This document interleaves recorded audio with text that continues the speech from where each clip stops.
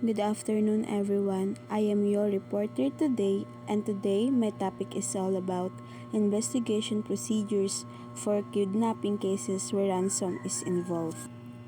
When a complaint is received, the family of the victim is requested to remain in touch, accumulate information. So of course, kapag nakatanggap ng complaint, dapat ang pamilya ng biktima is makipag-cooperate sa authorities, sa mga investigators para mag-gather yung mga informasyon na mahalaga. So the following types of information must be taken. So number 1, how the demand was made. So ang investigator is mag-ask sa family ng victim if tumawag ba yung suspect sa kanila, paano napag-usap yung suspect sa kanila, like through what? Through letters, through numbers ba, tumawag ba sa number, nag-chat ba sa SOCMED or something, or any way na makikipag-contact ang kidnappers sa pamilya. So, bakit siya mahalaga? So, mahalaga siya para malaman natin yung paraan kasi pwedeng maging ebidensya. So, kung sa letters, baka mayroong mga fingerprints na hindi natin nakikita sa ating naked eye. Baka may mga habang sinusulat yung letter, baka mayroong buhok na nalaglag or something na pwede natin i-connect kung para mag-lead sa atin or mag-lead sa investigators kung sino yung mga kidnappers ng victims. So, number 2 is request the family to refrain from divulging the contents of the letter, note, or call to anyone except to the police authorities. So, syempre, dapat as a family members ng victims, dapat hindi natin kinukwento sa iba kung ano yung mga operation na nangyari between the kidnappers and sa inyo na pamilya na kinokontak ng kidnappers. So, unless police yung kausap nyo, no, dapat hindi kayo nagsishare sa ibang tao kung ano yung mga pinagagawa nyo na habang wala sa inyo yung biktima. Like, dapat i-secure nyo na hindi kayo nagsishare sa ibang tao because may iba na hindi natin alam na baka yung kinakausap natin is the kanang kidnappers or kasama ng kidnappers. So, imbes na mapaligtas mo yung victim, imbes mapaligtas mo yung kamag-anak mo, hindi na lang nangyayari kasi ang nangyayari is so parang malalaman na ng kidnappers kung ano yung plan nyo, 'di ba? Kasi sobrang sharing mo. So dapat hindi ka makikipag-usap sa kahit mga friends mo, ganyan. Between you, kidnappers, or the police lang yung convo na about sa operation na nangyayari sa inyo. So, dapat hindi ka shareable masyado sa ibang tao pagdating sa ganitong sitwasyon. Kasi baka maipalagay mo yung kaligtasan, gugulo mo ang isip ng mga kidnappers na imbis na mapaligtas mo, hindi mo na masisecure yung safetyness ng victims. So, next, emphasize the importance of the news blackout as essential to the victim's safety. So, yun nga no, kung nung number 2, dapat hindi mo sinasabi sa mga kakilala mo, mga relatives mo, mga kaibigan mo. So, dapat dito, mas lalo kang maging secured sa mga pinag-uusapan nyo. So, dito dapat hindi maipalabas sa news, hindi maipabalita. Kasi kung yung number 2 nga na yung number 2 is mga kakilala mo pa lang na hindi mo sure kung baka sila din yung kasabwat, no? So, sa palabas, sa news, sa balita, mas maa-aware yung kidnappers na, oh my God, alam na ng mga tao na si ganto, si ganyan, dinukot, then hinahanap na kami. So, parang threaten na yun sa kanila. So, dahil threaten na yun sa kanila, ang mangyayari na lang din yun is parang pagtatangkaan na nila yung buhay ng victims. So, parang mas nailagay mo sa alanganin yung buhay ng biktima. 4. Obtain and preserve the ransom note for laboratory examination. So, if may ikaw na family member is may binigay nga tulad ng number kanina na may binigay yung mga kidnappers sa'yo na mga notes or evidences na pwedeng mo magamit, dapat ma-secure mo yon dahil need siya para ipasa ng mga investigator sa laboratory para ma-examine. Like example, sa sulat baka may baka may fingerprints, or sa sulat kamay yung sa Bisaya is yung agi niya, no? So pwede yung mag-lead kung to find kung kinsay suspect, no? 5. Determine if the family intends to pay the ransom. Investigators should avoid giving the opinion as to ransom payments. So, syempre, as investigators, hindi mo obligasyon na magbigay ng opinion sa pamilya ng biktima kung magbabayad ba sila or hindi. Decision siya ng pamilya na dapat sila yung magmimake, hindi ng ibang tao. Like,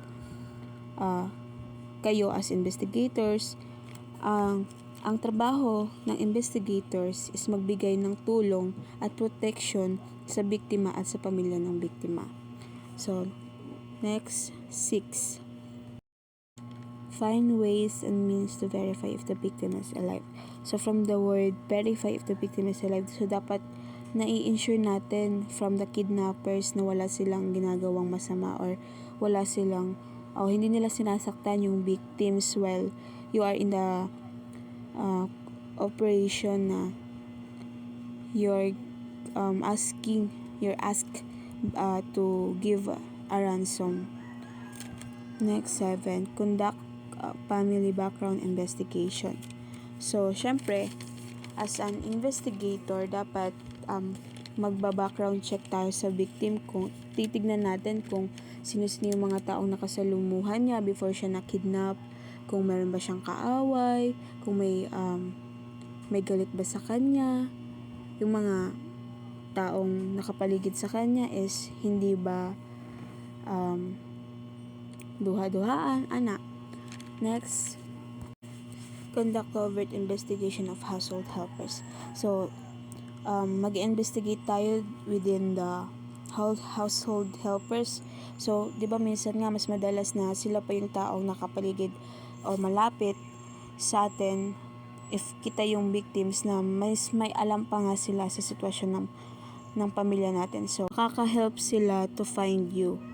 No, kasi alam nila kung nasan ka, alam nila saan ka pumunta, yung kilos mo, may nagbago ba, ganun. So, it will lead then na maka-help din para mahanap yung victims. Arrange for wiretapping operations in according with the RA 4200. So, wiretapping, so based sa RA 4200, based on my research, it is the anti-wiretapping law of 1965. So, it prohibits the unauthorized secret recording or interception of private communication via wire, cable, or devices. Of course, dapat sumunod tayo sa batas, kasi hindi siya basta-basta lang. So, need ng tamang pahintulot para maging wasto yung ebidensya na makakalap natin from that situation. Establish possible motives. So, syempre, aalamin natin kung ano yung posibleng motibo. Bakit siya kinidnap? Anong rason? May galit ba? Revenge ba kailangan niya? Pera bag?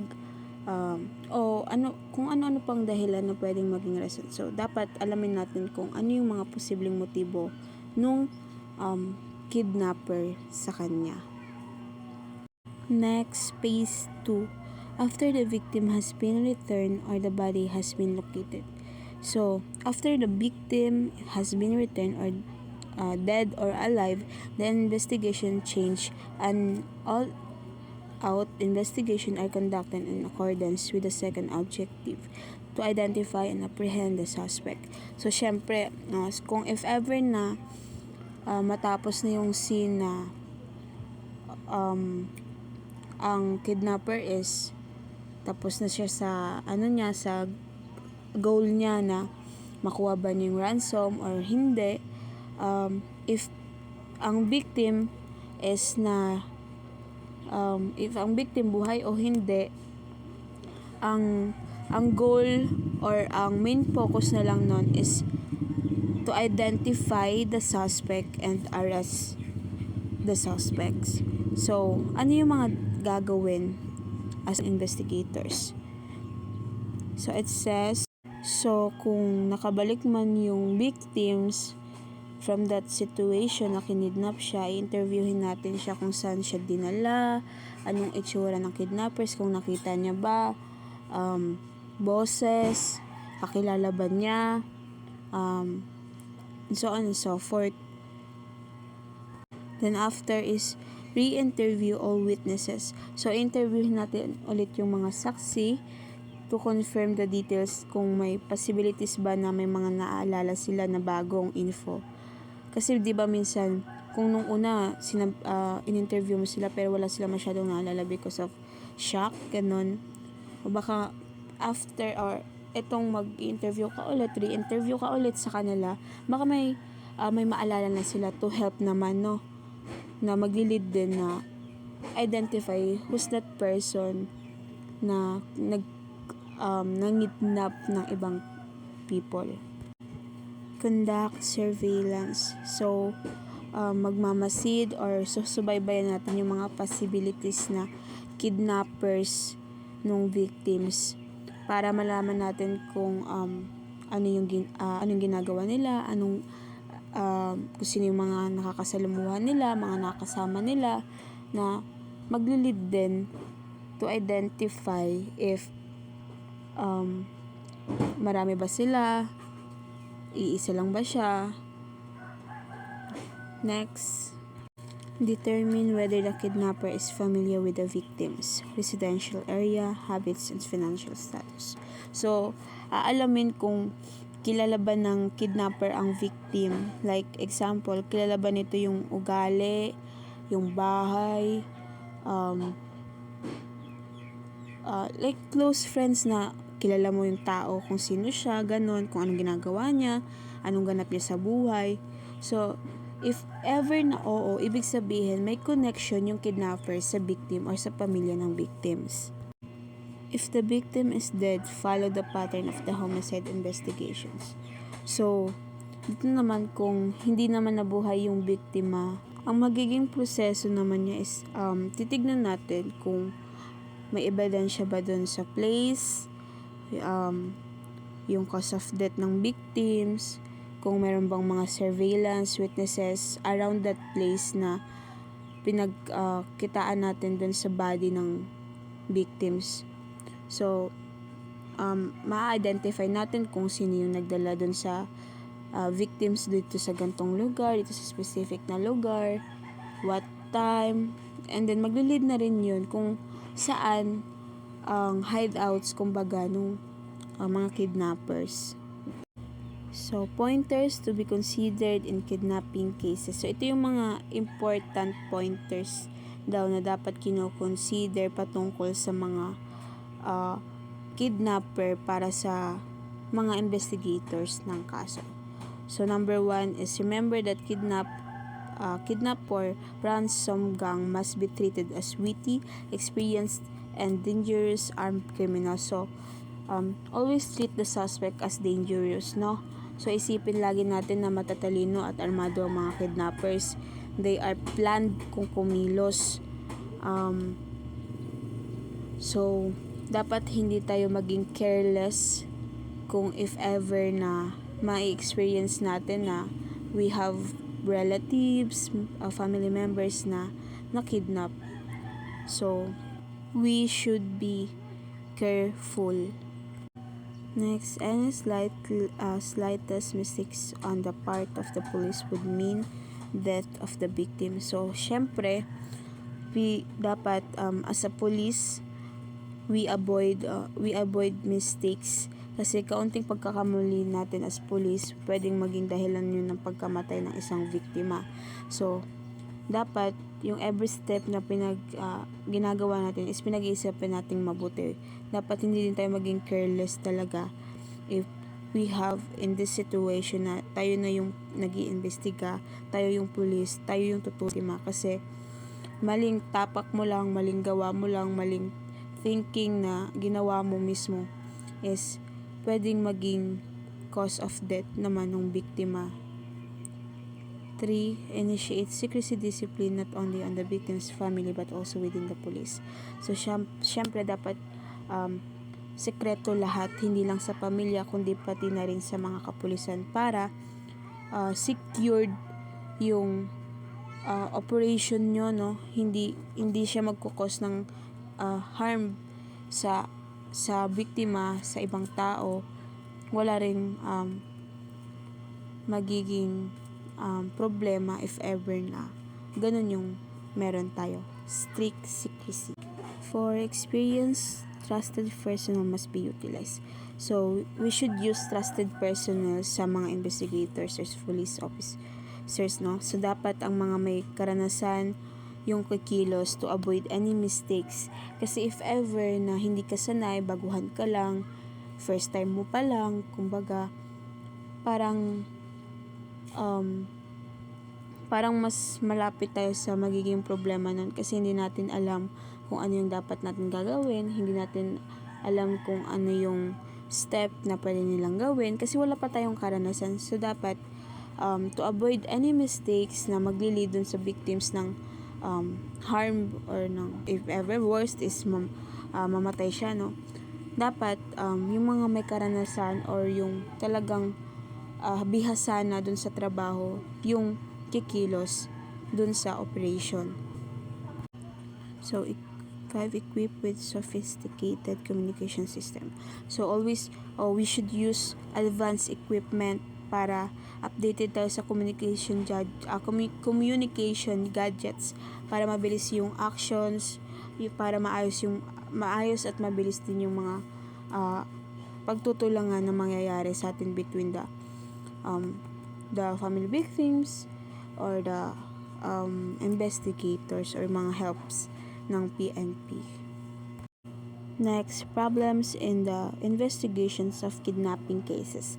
So, number 1 is out of fear, the family of the victim does not want to cooperate with the police. So, ito yung mga kadalasang problema sa mga pamilya ng biktima when they experience this situation na meron silang family member na kinidnap and ayaw makipag-cooperate ng pamilya sa mga pulis kasi takot sila if they're thinking na if malaman ng mga kidnappers kung anong ginagawa nila, na tumawag sila sa pulis, na tumawag sila ng tulong sa ibang personnel, baka saktan or patayin nila yung victim. So, yun yung mga kadalasang problema na talagang may experience talaga ng tao sa totoong buhay na syempre, ikaw ba naman na may kapamilya na dinukot? So, parang matatakot ka talaga na, lalo na pag tumawag sa'yo na papatayin namin yung ganto ganyan. Pag tumawag ka ng pulis, dapat yung pera, ganto na, ganon. So, natatakot sila na makipag-cooperate sa mga authorities na makaka-help sa kanila, no? So, because of their takot na magsumbong, mag-seek ng help, nagiging problema na lang din siya talaga sa investigation.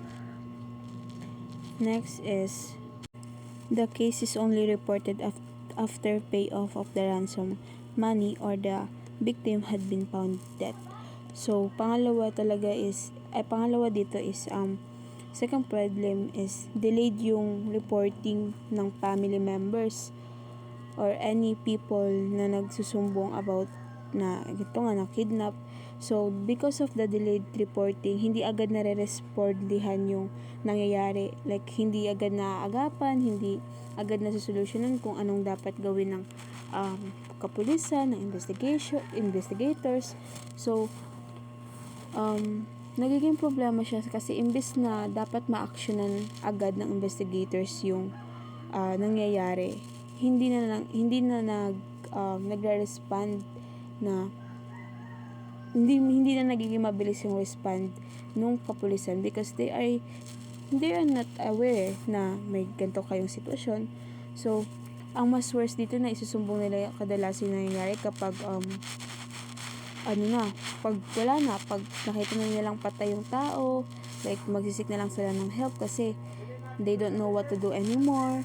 Like, syempre wala nang buhay yung taong mas dapat nabigyan na ng pansin na manghingi na sana ng help dun sa kapulisan. So, imbis na maagapan, imbis na buhay pa, though talagang thrilled or yung sitwasyon na ganito na may victims na kinuha ng kidnappers. So, imbis na maagapan yung sitwasyon na pwede pa siyang maligtas, pwede pa siyang makuha dun sa kidnappers, hindi na nangyayari kasi nag-a-act na lang sila on their own, yung family na magbabayad na lang sila kasi para safe nga, takot nga kasi sila magsumbong sa kapulisan kasi baka patay kunyari anak mo, asawa mo, kung sino pa yan. So because of that situation na takot ka nga, ang nangyayari na lang, nagbabayad ka na lang, nakikipag-meet ka na lang dun sa mga kidnappers para talagang ma-secure mo. Pero hindi tayo secured, hindi ka magiging secured na, hindi ka magiging kampante na makikipag-meet ka sa mga kidnappers kasi alam natin na mautak sila. So after that situation na bibigyan mo na yung pera, yung mga valuable things mo na pwede mong ibigay para lang kapalit yung victim, yung family members mo, may possibility na ikaw din is madamay. So hindi lang siya yung hindi mo na naligtas, so pati na rin yung sarili mo dun sa mga kidnappers. So this is the end of my discussion for today, for this afternoon, and thank you for listening, and I hope that meron kayong natutunan mga sites na makakapagpa-remember na rin sa inyo na if ever na siguro may ganitong sitwasyon kayo, siguro mag-seek kayo ng help, hindi sa ibang tao, hindi sa kaibigan nyo, hindi sa kamag-anak nyo, kundi dun sa mga professional, which is the investigators, mga police. And I hope guys that you are okay, and that's all. Thank you everyone. God bless.